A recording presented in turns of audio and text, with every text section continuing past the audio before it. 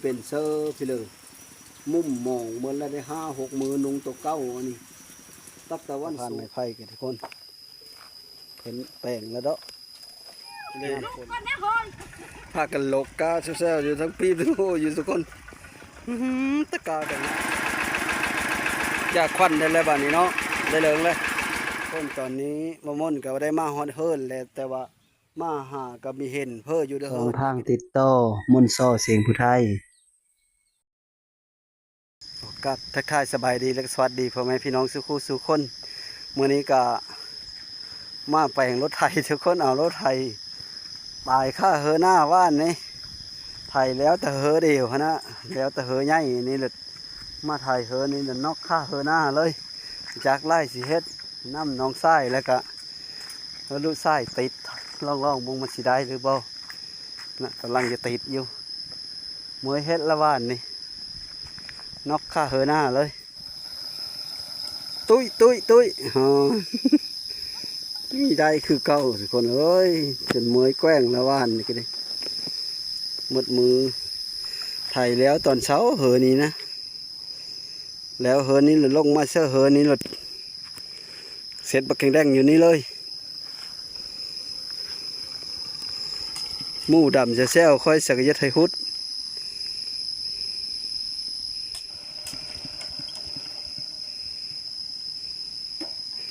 ควันอ้ออยู่ได้ติดลุติดโอ้นี่เคยละโอ้ชมดีใจสินะ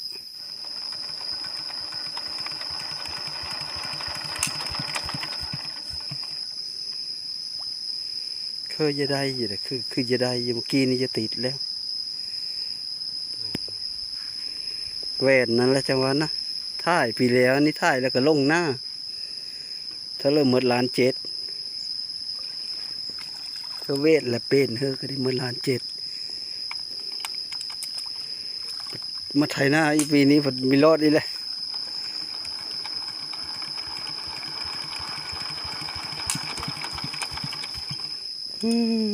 เหนื่อยดิติดได้แล้วทุกคนแต่ว่าเป็นเอาไทยอ้อเด้อ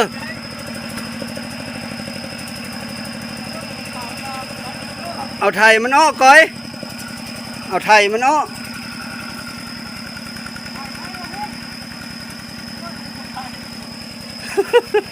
โอ้ยโคแห้งเลยก็ไล่ดีทุกคนเลยเพราะจนเมื่อยเฮ็ดหวานนี่เอาไปแปลงอยู่ป้าเล่าพอแล้ว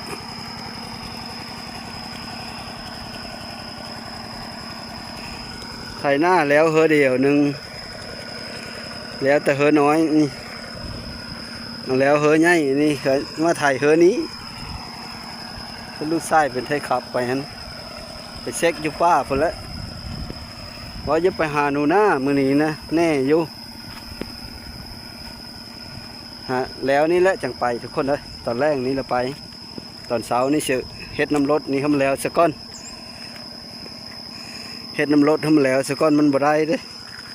ตอนแรกยังแลนไปเอาข้าวเจ้าไปเฮ้อเอาข้าวเฮ้อนี่แหละเอาข้าวผู้เจ้าแล้วไปเฮ้อไม่ทันได้ถ่ายสักดีนะ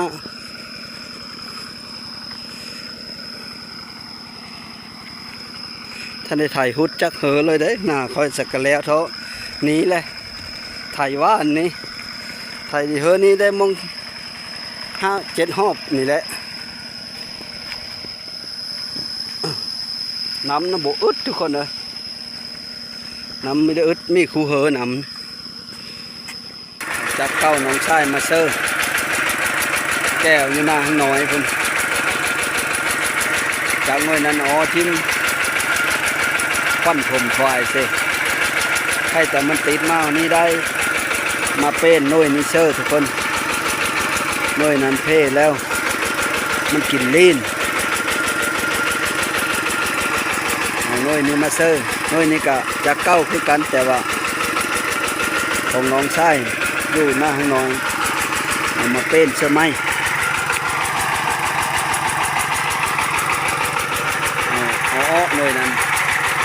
น้อยเก้าอ้อ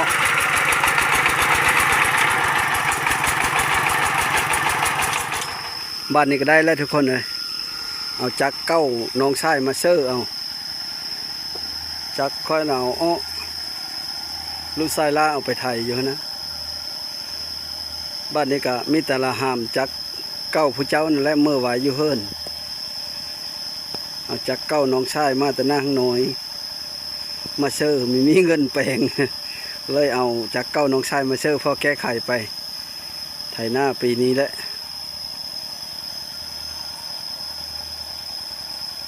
ใส่ล่าไทยอยู่พวก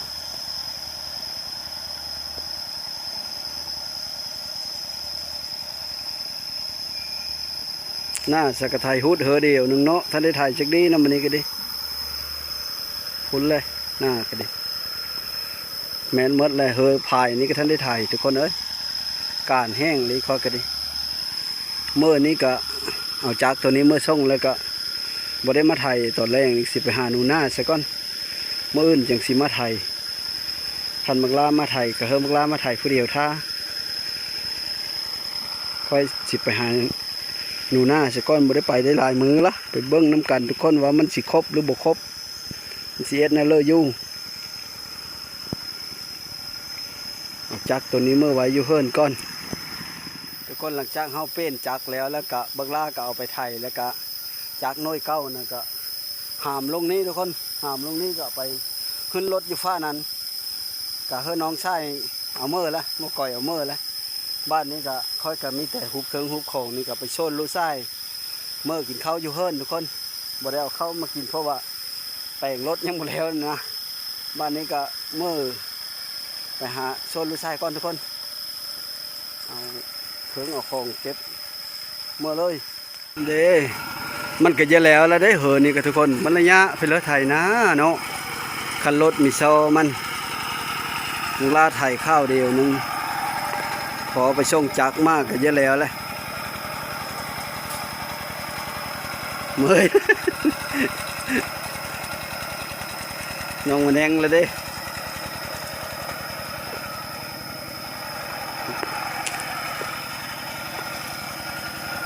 นี่เสียโยได้เสาอ๋อมันจะเพ่ตั้งแต่เฮอนี้ทุกคนเนอะมาลงมาไทยเฮอนี้รถได้โมง6-7 รอบนี่ก็นอกเลยได้เหลืองได้บานนี่เสียเอาลงไปไว้แล้วยึดตารางเราจากเก้า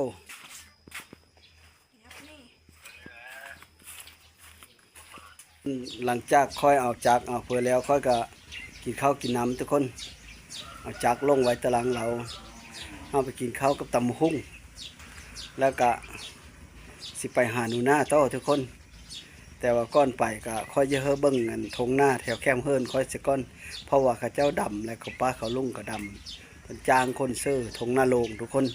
เขาดำเหมือนเลยแต่ว่าค่อยสกัดไทยฮุดไปเบิ้งน้ำกันก็คือเฮิร์นค่อยทุกคนอันนี้แหละทงหน้าแคมเฮิร์นนี่แหละทุกคนเบิ้งเอาดำเหมือนละได้ยังตะคอยนี่แหละสกัดไทยฮุดปัจจักตายจังหวัดสกะเอา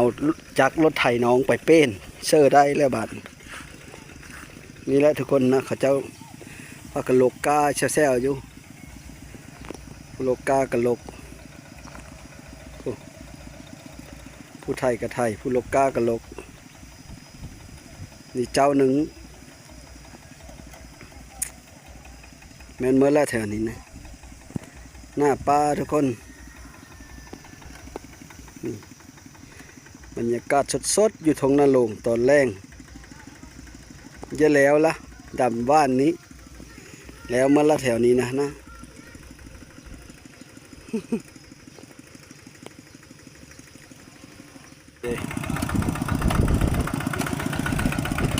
คาดแล้วมาละเถินแถวนั้นก็ดิไทยฮุดเฮอนี้ทุกคนไทยคนแล้วก็คาด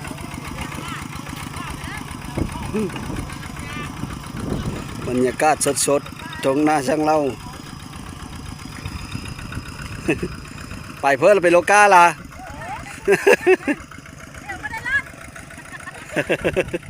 พุ่นและบานกับทุกคน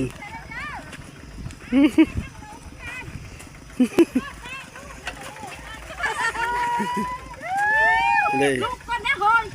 พากันหลกกาเซลอยู่ทั้งปีทั้งโหอยู่ทุกคนตะกากับงามมาลีเนาะ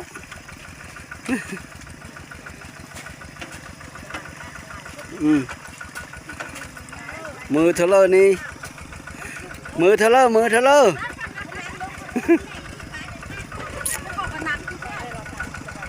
มือเทเลอร์มือแสนเจ็ดยาวว่ามือสองละได้ ยังมือแสนเจ็ดอยู่ทุกคนบ้านกุดหินเด้อมือนี้แต่ว่ามืออื่นมือหื้อไปบ่จักแต่ว่ามือนี้นะมือ1,700,0001,770,000โมเมนต์770,000 770,000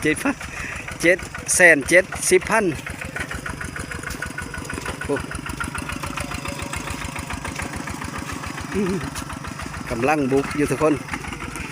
เท่านั้นแล้วทุกคนเฮาเบิ่งซ้ำนี้แล้วค่อยกับสีผ้าทุกคนไปหาหนูหน้าก่อนเพราะว่ามันบ่เห็นลายมือแล้วเขาก็บ่ได้ไปเลยมันการแห้งอะไรฟ้าวจะมาไถหน้าแรงจักท่านบ่ท่านแล้วไปนี่ก็สิไปเลาะหาเบิ่งคันยังบ่มาก็ดิทุกคนไปเบิ่งน้ำกันเนาะคุณและนั้นและเฮิรนเขาก็ดิไปเลยทุกคนมันนี่คุณละบ้านเป็นเพิ่งคุณละหาหนูหน้าก่อนไปน้ำกันเลย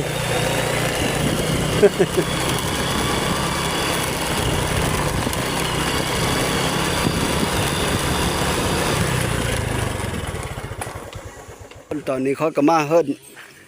มาฮอดเฮิรนหนูหน้าแล้วแต่ว่าบ่เห็นคือเก้าทุกคนยังบ่ได้มาเลยปาเถอะ5-6 มื้อแล้วได้อาทิตย์หนึ่งแล้วก็ประจักทุกคนตั้งแต่ค่อยมามื้อนั้นพอแล้วนะมาโมงมามั่นพี่เลยน้ำมันนี่ก็ยังคือเก้าอยู่ให้กระเตก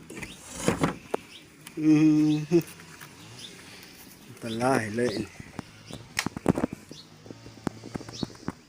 ฝนตกฝนลิ้นก็บ่ได้เฮามาเลยโอ้บ่เห็นเลยได้ทุกคนเลยเศร้าหมองคือเก้ายังบริมาเลยเฮ็ดเอาเลยบาท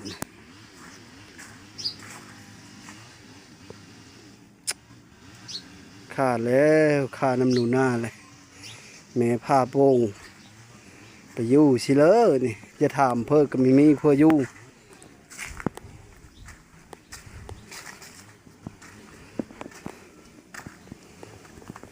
คนตอนนี้มะม่อนก็ได้มาฮอดเฮิรนแล้วแต่ว่า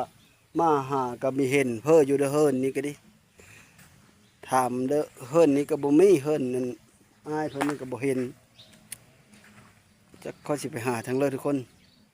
ค่อยสิไปเลาะหาแถวแคมป์โฮยบ่อนเราเคยอยู่นี่สิเห็นบ่หรือบ่สิฟ้างไปหานี่แหละอย่าถามไทบ้านก็มีเพื่ออยู่เพราะว่าช่วงนี้นะเขาเจ้าดำหน้าแล้วทุกคน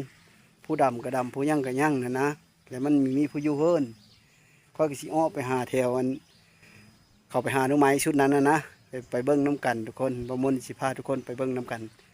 พี่น้องทุกคนตอนนี้บ่มนก็ได้มาอ้อแต่บ้านแล้วทุกคนมาสิไปหาเบิ้งฝนก็มืดมากพอนะทุกคนมืดหรือได้มืดฝนก็เจ้าสิตกกับจักแล้วตกคู่มือฝนเดี๋ยวนี้นะน้ำเต็มเหอเต็มขั้นหมดแล้วเพิ่งก็ดีดำหน้าแซวๆเลยอัดประตูไข่ประตูดึงพ่อแล้วทุกคนเลยได้จอดรถ ไข่ประตูอัดประตูเลยแบบนี้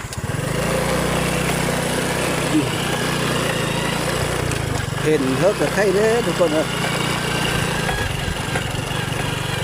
คุณและไปหาแถวเขาไปหาลูกไม้กระซะนั่นแหละเบิ่งน้ำกันสิเห็นหรือว่าไปลุ้นน้ำกันแต่อีต้นหนูหน้านี่แหละมันจะได้ทิศหนึ่งแล้วได้ทุกคนเลยค่อยมานี่ก็เบิ่งเข้าไปก้อนค่อยมาพออีมุ้ง6 มือทุกคนเลยทุกคนตอนนี้ก็มาม่นก็มาฮอดโฮยแล้วแต่ว่าเอารถห้ามโฮยบ่ได้เนาะก็เลยใต้โขอันโข โขค้นยางเอานะทุกคนแต่ว่าฝนก็ตกมาพอดีรถค่อยกระปะนี่แหละไปเบิ้งน้ำกันเลยทุกคนใต้โคอันสะพานไม้ไผ่นี่นะเพราะว่ารถเอาห้ามมาได้น้ำหลายสะพานไม้ไผ่กันทุกคนเห็นแปลงแล้วเด้อย่ามฝนละไต่เที่ยวอยู่นี่ทุกคนรถล่างก็ถือว่าลงมาได้น้ำหลายเลยแล้วนะก็มีแต่ไปอยู่นี่แหละนี่แหละเจ้าเอ็ดกินโคแต่ปีแล้วนี่พอได้ทุกคนปีนี้เพิ่นบ่ทันได้ตองเลยท่านได้เฮ็ดสั่งมันเลยเพราะว่าเครื่องดินกับอันเก่าอยู่เนี่ยนะไม้กับไม้ตะปีแล้วนี่พุ่นแหละโดะมันละเสียวอยู่ได้นี่ได้ก็กระยาน ยานได้ทุกคนเดินฮะเสียวขนาดเลิกซื้อมันสูงเด้เนาะ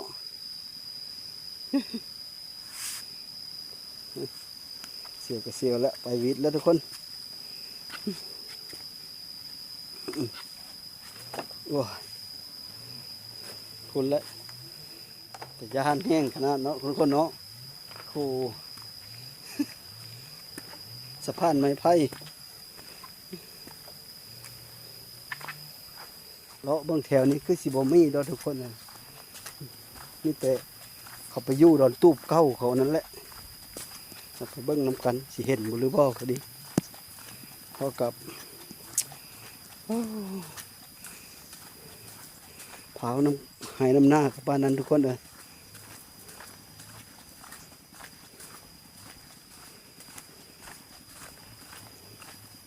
พุ่นแล้วทุกคนเลยโค้งไปพุ่นละคนตอนนี้ข้อยกะมาฮอดบ้อนเขายู่แล้วแต่ว่าโบแมนยู่อันตู้มาเที่ยวอันหาหน่อไม้นี่แหละแต่ว่าตอนนี้นะเจอแล้วมาอยู่ได้เถงเขาเบิ้งน้ำกันทุกคนพอ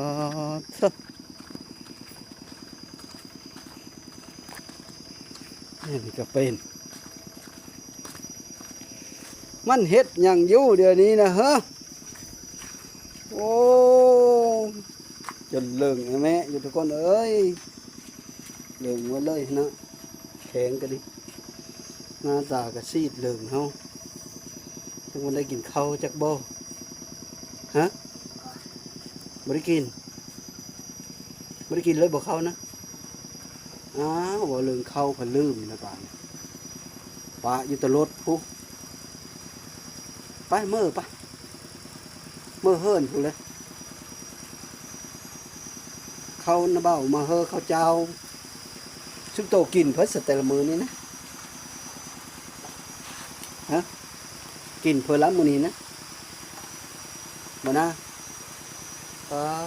เปิ้นบ่เฮาเว้าเนาะได้6 มื้อแล้วได้แม่นบ่ตัวออมาอยู่นี่ได้6 มื้อแล้วบ่อยู่เดี๋ยวนี้เลยบอกหรือว่านอนเช้าคืนนี่นอนนี่ว่านนี้เด้ว่านนี้ก็นอนนี่กินข้าวแล้วบ่บ่ได้กินแล้วบ่ฮัม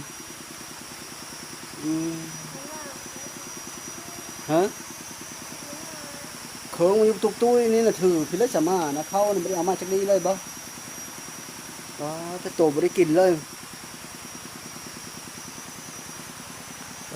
ถ้าบ่มีเขากินเลย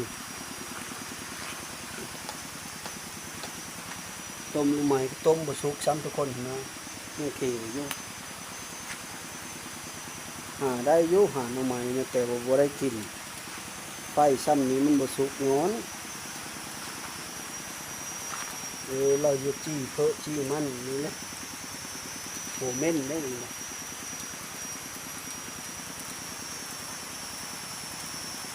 เราขุดมันป้ามามันป้าตัวนี้จะแน่น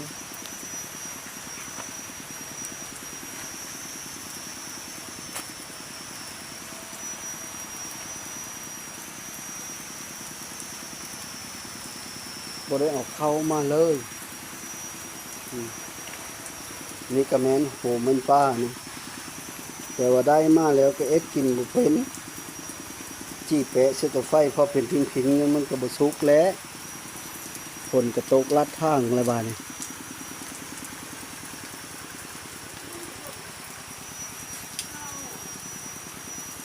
นอนอยู่นี่ที่ช่องจำได้6 คืนแล้วบ่นะฮะมาห้ามเมยบ่เดยวนี้นะก็เมยดีนะอย่าดูตัวเด้ห้ามเกิดมาชาตินี้เป็นอันนี้กระดากระโดเกิดมาเป็นคนหมู่ดำชาติกับตกระกรรมลำบากกระดากระโดนแล้วจึงมีถือเข้าถือน้ำพันมาอยู่เนี่ยเลยฟื้นนะเบาก็ซื้อมาเฮออยู่เฮินเขาก็เอามาเฮอ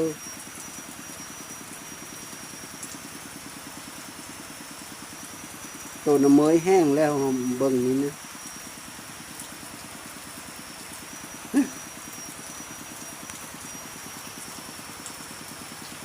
เสียพ่อยานั่นนะไปดูพาลูกเมื่อด้วยคันเมื่ออยู่บ้านผู้แสงโซลาร์เซลล์ก็2 อันผู้สร้างบาดาลก็ซักเพ้อเรียบร้อยมีเรียบร้อยห้องน้ำก็มีเรียบร้อยมาทุกมายะไปเด้อยุ่งออกมาเด้อป้าเด้อดงนี่มากินจนโตแมลงนอนไม่ได้กลางมุ้งกลางไปเลย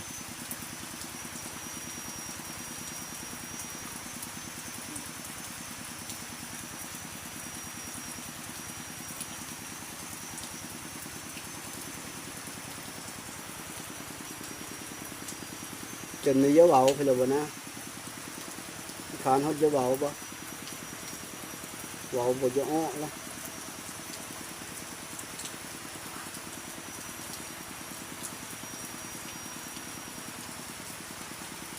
มานอนอยู่เถียงเขานี่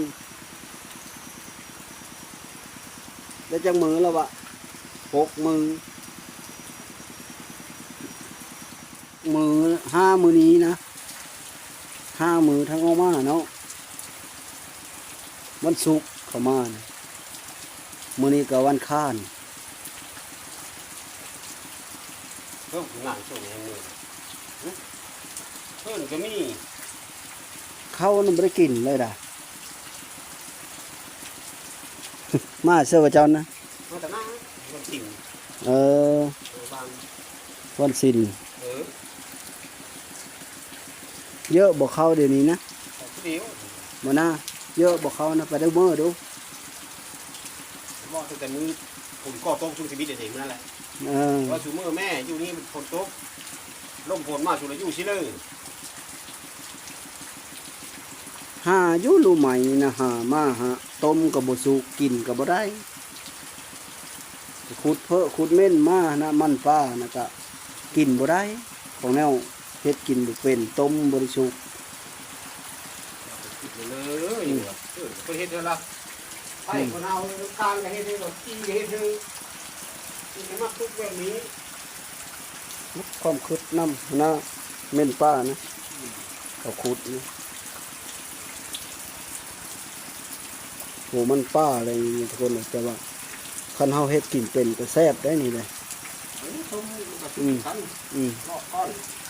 ต้มหวานกินก็ได้เลือดจังเย็นมาอยู่ด้วยหน้าเขานี้เขาจ้างดำให้ดำหน้าคนมาหลายได้ชุมโตเลยอยู่เนี่ยเลยเขาก็เฮิรนนี่เลยเมื่อยุตะเฮิรนผมเป็นเพอเบิ้งดอกไฟกับ2 อันผู้ตัวนึงก็อยู่ห้องน้ำตัวนึงก็อยู่เฮิรนแสงโซลาร์เซลล์ก็ดีก็จ้างคนมาดำหน้านี่ชุมโตไม่ได้บอลยู่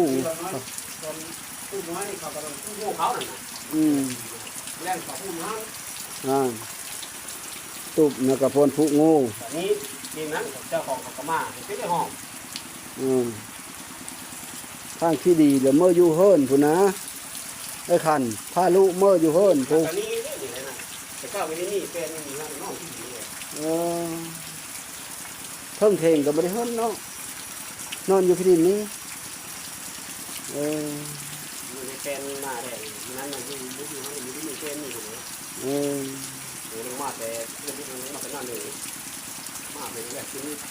ลงมาเป็นที่นี่ แป้นนี่คือเหมือนแป้นแขนขันใดของหรือแป้นใช่ไหม สายที่เป็นก้อปลาเป็นก้อปลา บนโต๊ะกา มา เซ่ คนแรกดูตาเนี่ยก็ขออีกคันมาอยู่นี่บ่อนมากเป็นเมนเลยถ้ารู้ว่าไม่ขันเลยไปไม่พาลงบทโต๊ะเลยเจ้าเพียงสามารถจะได้อยู่ที่เลย เขา มาทำให้ดำหน้า เขาจ้างคนมาดำให้ดำหน้า เจ้าอยู่เถงเขาไม่ได้ได้เขาหาไม่ได้ เฮ็ดไปแล้วเฮ้ยอยู่ผู้ทุกอย่างเพิ่นรอ เพื่อนซ่านก็มีอยู่ นี่แหละมันรับมาเนาะมัน เนี่ย ไม่ได้กินข้าวกันแค่นี้แบบนั้นลูกหลานเขามาทางไหนแต่หน้าเลย เออ จะไม่ดีมากของหลานกับสามคนนี่ลูก หลานน้อยนะก็เป็นลูกตู้ชุ่มปิ้งสองคน ทุกโตมันมีแม้นนั่นพระธุดงค์พระธุดงค์ใช่ไหมนไปอยู่ชิลผลก็ไปชงเขาเฮออันนี้นะเพื่อเราไปชงเขาโต การเรียนในช่วงกันมื้อนี้วันกินกันมีกินนี่ เออ ตัดกันมีห้ามื้อนี้ เออเจ้าก็บุกินเขาอีกมื้อนี้นะ กินแต่ข้าวเช้า กินแต่ข้าวเช้า ข้าวง่ายข้าวแรงบ่กิน แล้วเลยเนาะ เพิ่นจะห้าซักมากก็บ่กิน เออเล่าก็จำสินนะทุกคนนะ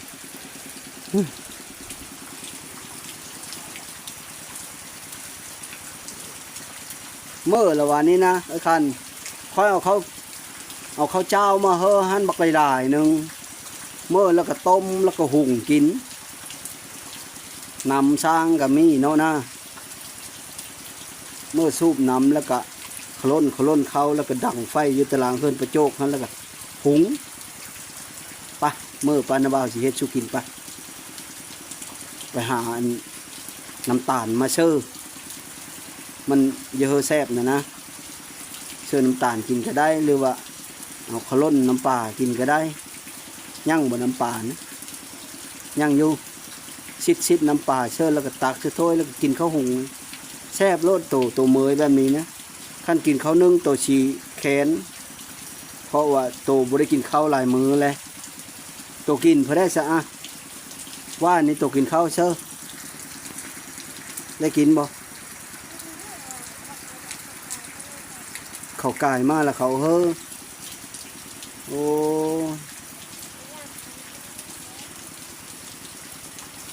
จิตโตมีแม้นพระธุดงค์เพ้อเราไปอยู่ดงอยู่ป่าพระธุดงค์เจอมีแล้วเนี่ยเอาต้นญาติโยมเขามา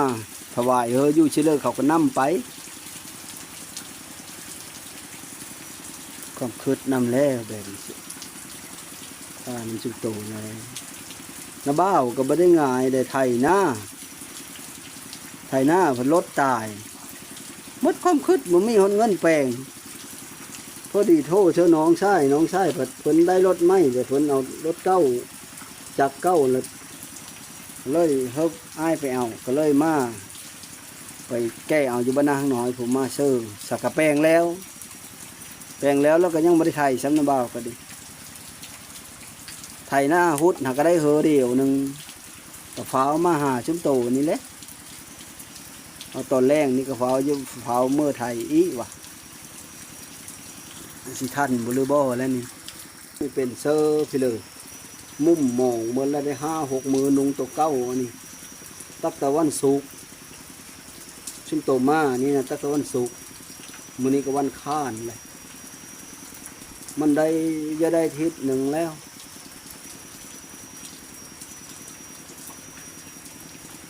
ศุกร์เสาร์อาทิตย์จันทร์ค้านได้5 มือพอดีได้5 มือ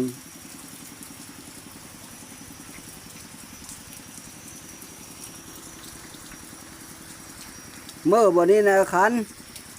ข้าลูกพาเต้าเมื่อบ้านปูนเมื่อหุงเขากินพอเอาเขาหุงมาเฮอแล้วเอาเขาเจ้ามาเฮอฮะถุงยางบางไงหนึ่งหุงเธอละน้อยเด้อนะเด้อเขาเจ้ามันฟูใช่ไหมเอาหุงลายมันคุยเนี่ยนะเขาเคยหุงบ่หุงเขาเจ้าหุงเธอละถ้วยเด้อหุงเธอละถ้วยหน่อยหนึ่ง เพื่อมันฟูขึ้นมามันสิเม็ดตึง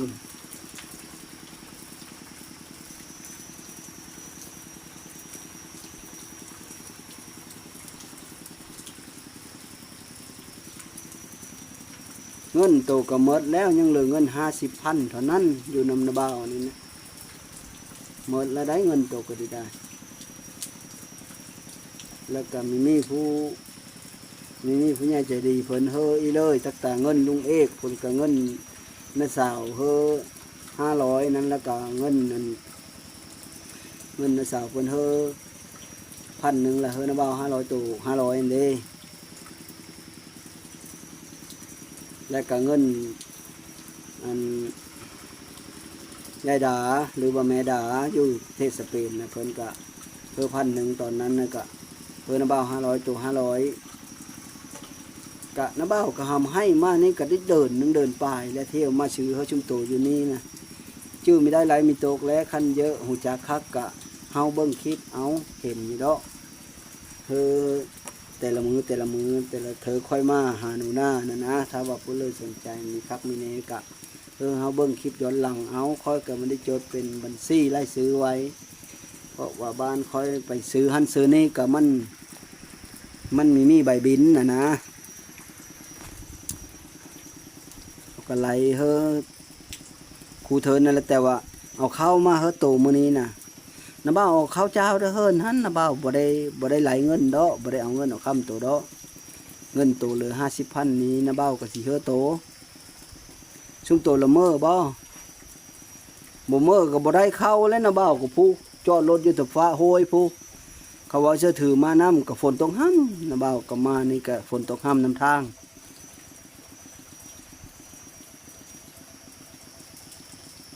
ใจบ่มนเว้านะไปเอาบ่ไปเอาแล้วกลับมาอีบ่หรือนั่นเลยไปเอาเข้าน้ำเบ้าแล้วกลับมาอีบ่หรือว่าสิเมื่อบ้านเลย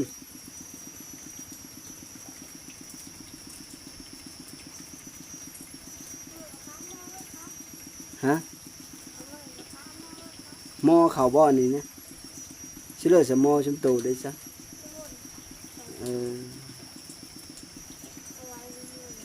เอาไว้อยู่เฮิรนพุ่นฮะไว้จับเจอนั่นเลอะเบชนะเอาหมดแล้วมะม่วงมะมันเลยน้ำหนักก็เบกินหมดแล้วพระกระตูมันหลมไข่เองได้คันข้างทั้งนั้นได้ตัวมาเบิ้งแม่ว่าไม่เชื่อเด้อจะเฮาเชื่อเบิ้งเด้อตัวละวันนั่นเลยนี่นะตัวละเมื่อบ่ละมีเมื่อนะบ้าเมื่อนะเท้าจะไปใส่หน้าเลยพากันเมื่อแล้วเมื่ออยู่เฮิรนทุกอยู่นี่เมื่ออื่นนี่เขาเจ้าจ้างดำหน้านี่ชุมโตมีบอลยู่และทหารเขามาจับเอาชุมโตไปนะขันเขาจีจับชุมเจ้าได้เขาพูไว้ได้ไปยู่เทงเขาโลเล่ได้ไปอยู่หันแบบเขาไปอยู่ดู เอาอยู่ดหันกับพูแรงโง่เขาโง่เขาได้บอลนั้นได้เมื่อบ่พาลูกเมื่อได้จะนอนวางอยู่หันเฉยอยู่ พาลูกเมื่อไอ้คันแต่งเอาเคิงเอาคอง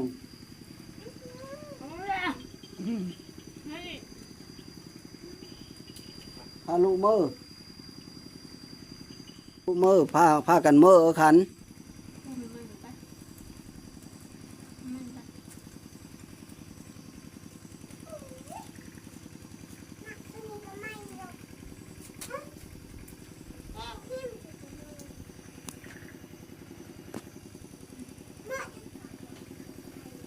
ฮะมีมอดกะย่าผู้เจ้าเขามาเขายังมอดมันยังสิมอดเองมันฟื้นดำสองชั้นนั้นมันมีพอล่ามไปเจอรถฝนตกอยู่ชุบโตมกมันนั้นกินบ่โตก็กินบ่กินได้บ่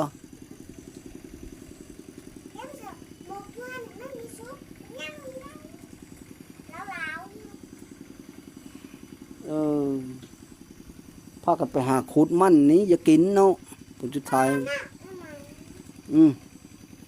หน้ำไม้ก็คือเก้าหั่นแหละต้มหน้ำไม้ก็มีชุก ขนาดนู้นนี่ เทงเขาก็ไม่ได้เฮิ้นเทงเขาก็โหคันโห มันชุ่มด้วย มันสูงโหคันใดเขาก็บ่ได้มี มีเอาไปแบบนี้ โยมีก็ซุมโตกับเขาก็บ่เฮิ้นแลเทงเขาเนาะเดี๋ยวมันเปิ้นเทงเขาเลย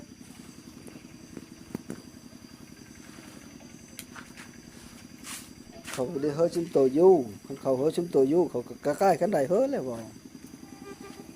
แม่นแล้วเขาแต่งเฮิ้นซุมโตมาอยู่นี่ซุมโตมาเองพากันมื้อไปบ่จะเจอเลยฮะ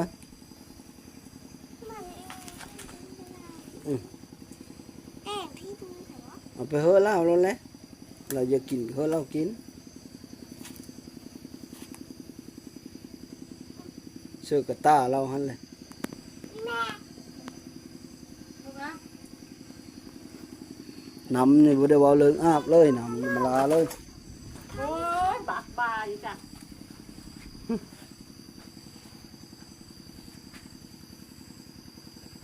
นี่จิก็อะไรวะ ฟีนน่ะเลิกคำแล้วผ้าลูกเมื่อแล้ววะ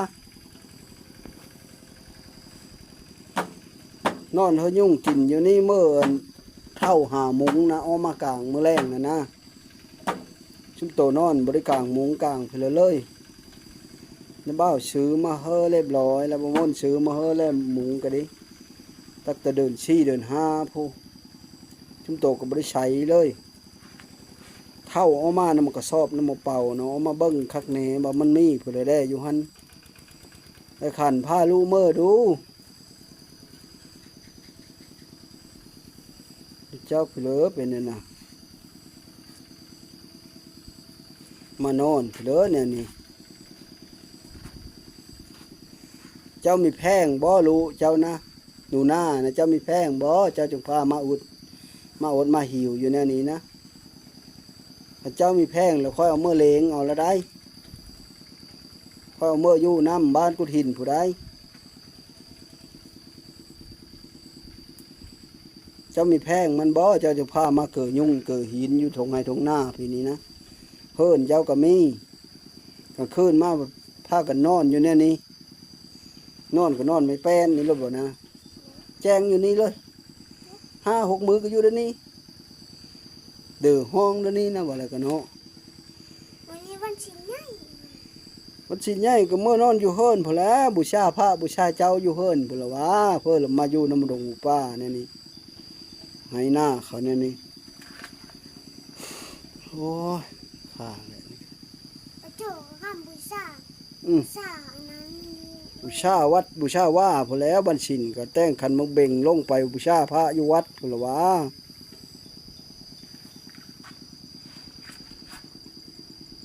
นี่ทำระเบียงจะเยอะเลย อ่าลุกก็ขันลุกพาลุกเมื่อชิวเจ้ามีเมื่อค่อยเมื่อแล้วได้ค่อยเผาจะค่อยไถให้ไถหน้าแล้วค่อยมู่ไถดำแช่วๆเลยค่อยยังบ่ได้ดำจะเคยยังไถหุดก็ยังบ่แล้วรถเพ่ค่อยฝาวอันนี้ค่อยมาหาชุมเจ้าอันนี้ก็ครอบค่อยคือเห็นชุมเจ้าไปแต่มื้อนั้นมาแล้วบ่ได้ยังวะคันยังก็สิไปหาไปนี่น่ะมาแล้วแม่นอะไรยังบ่ทันได้มื้อเลย เจ้าก็ตั้งสติเด้อคันน่ะ ไม่บอกเห็นว่าเขานอนหลับ เห็นนั่นแหละค่อยมาฉลับกองเหาะอยู่เดี๋ยวนี้ กำลังเลาะมาว่าจะไปเบิ่งดอนตูบชุมโตนั้นมีเห็นทหารละเมอว่ะว่าสิบนเนาะไปหาดปลากระชะหันน่ะมีเห็นละเมอมาไปเห็นอยู่เดี๋ยวนี้แต่ยังดีแล้วอ่ะเมอบ่นี่นะเมอบ่เข้าค่อยสิปาเสียเลยคันมีเมอนะค่อยเอาเข้ามาเฮอนะ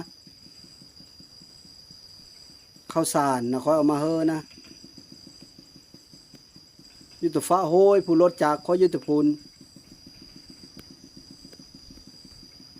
ได้ยินบอกค่อยเว้านั่นได้ยินบ่ เพิ่มกระสอบปู ข้าวสารข้าวเจ้าขันค่อยปาไว้อยืนฟ้ารถ